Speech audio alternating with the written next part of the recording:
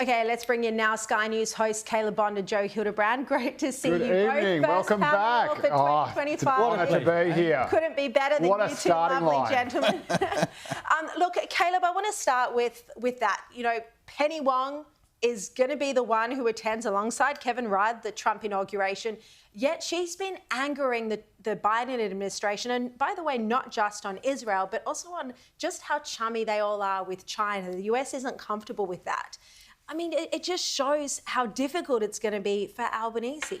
And Kevin Rudd, for heaven's sake, we don't need to go into his record of what he said about Donald Trump, which he promptly scrubbed, of course, from Twitter once Trump was re-elected. I mean, we're hardly sending our best, are we? Now, you're probably right that Miles ought to go, but the Prime Minister ought to be there. The fact he was not invited is quite telling. But really, we should be putting forward, even though there's an election campaign coming, and obviously both Dutton and Albanese are very much in election mode at the moment, but we are talking about the biggest leader in the world, the leader of the free world, the President of the United States, being inaugurated. Why would our Prime Minister not be bashing down the door to get to that event? Even if it doesn't achieve a great deal apart from being there, it's an opportunity to talk to other world leaders. We know he spent a lot of time overseas going and meeting with world leaders at the beginning of his prime ministership.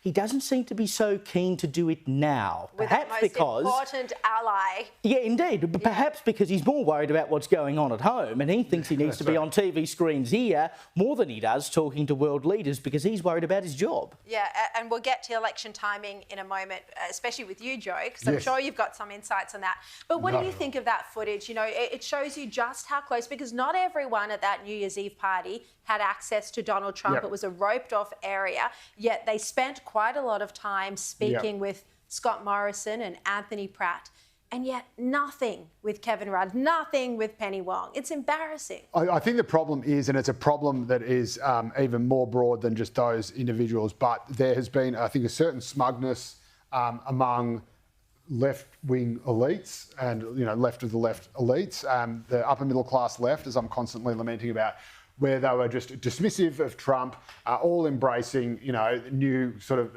agenda, and that this is progressive politics and it's inevitable. And we've seen that not just on dismissing Trump, but dismissing Australia Day. There was a really interesting poll in the telly today that shows support for Australia Day is actually growing.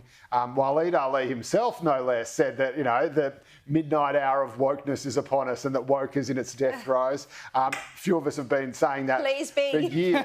but again, it's certain. I think it actually genuinely seems to be the case, and I know this from people I've spoken to in the New South Wales Labor Party and from what has happened in the US. Where all not just at Sky News. No, absolutely not. No. Where people would be coming out, like people in the Labor Party, again, not to reveal any confidences, but people in the Labor Party have been coming out saying, oh, we all think this is crazy too, but we thought we were the only ones. We just thought it was inevitable and that these people would just take over our party. And they've actually pushed back. And they have won, and they have won convincingly with someone like Chris Minns in charge, where, you know, these people are proud of fighting trots. But Albo, whether he knows it or not, achieved that by losing the voice. The voice was the vanguard for people to start standing up and saying, actually, we don't like woke anymore. So whether he knew it or not, that was the greatest thing he's ever done. So all these assumptions that this is inevitable, that's going to happen, that Donald Trump's an idiot and he's crazy and he's a madman and he's a loser and Trump is over, you know. I mean, they were all so happy to say that publicly. That's right. And now suddenly they need his. That's right. And now suddenly they need Trump's favour, and none of them would even have his phone number. You know, none of them would even know how to get in contact with him. So I think it is just a very, very salient lesson in smugness and thinking that you are, you know, on the right side of history. Sometimes history has a way of surprising. And it's why, as I reported late last year, Kevin Rudd has been trying to draft in Scott Morrison to help him do his job that he clearly isn't going to be able to do now. Well, as we've been talking about, the federal election will be held in the next few months, and already it's turning a bit heated. Peter Dutton and Albanese trading barbs after the coalition's unofficial campaign launched yesterday. Have a look. Coalition are negative about absolutely everything. You know, I haven't seen any specifics, but Peter Dutton will continue, as he did yesterday, to look for areas of division. Australians have endured one of the most incompetent governments in our nation's history.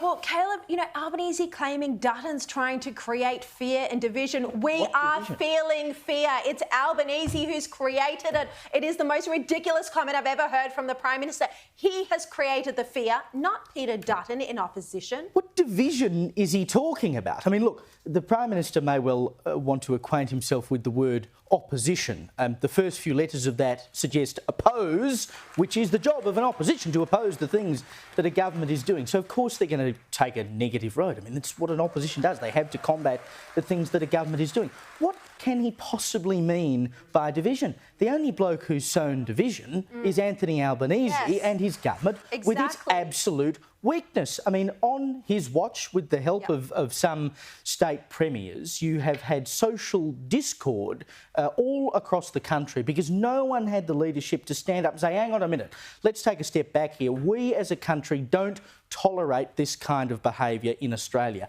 That's how we've ended up with division caused by his government, not by Dutton. And I mean, for heaven's sake, you look at yesterday, the Victorian Trades Hall, who I know are not your mates, Joe, even though you are a great mate of the Labor Party, rocked up out the front of Dutton's campaign launch, essentially, with that three-eyed fish, a blow-up version of the three-eyed fish, thinking that that's somehow going to win Labor another election by fighting on nuclear energy, by saying, well, all the fish are going to have three eyes.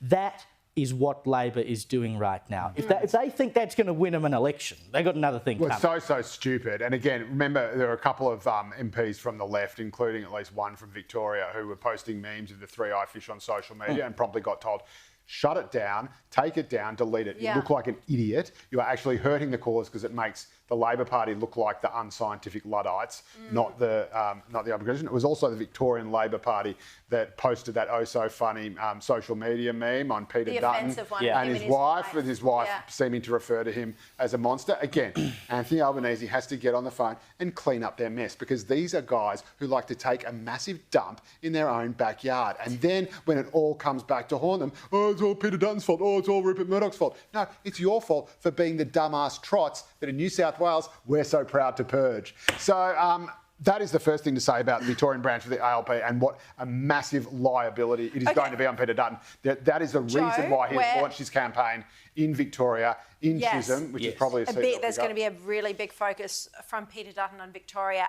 Absolutely, no question. He wants to win a lot of seats there, and for good reason. There's not much to win in Queensland. Coalition has a lot, so it's going to be New South Wales and Victoria. Joe, very quickly before you go, what are you hearing about when the election will be called? I think the fact that Anthony Albanese is not going to Trump's inauguration makes it look like it'll be sooner rather than later. There would have been a whole bunch of back channels, so if he thought that if Anthony Albanese was going, he would have been invited. In February? He'll possibly call it in February if there's a rate cut in February, which is looking more likely than it was. Apparently, that is increasing. You can bet your bottom dollar he will call on it, but I don't think he will go much after March. I don't think he'll want Parliament to go back. I don't think he'll want to do it. I'd probably say March. All right. I'll hold you to that, Joe. Thank you very much. We'll replay it 100 times if you want. I'm joking. No. Joe Hildebrand, Caleb Bond, great to see you both. Thanks, guys.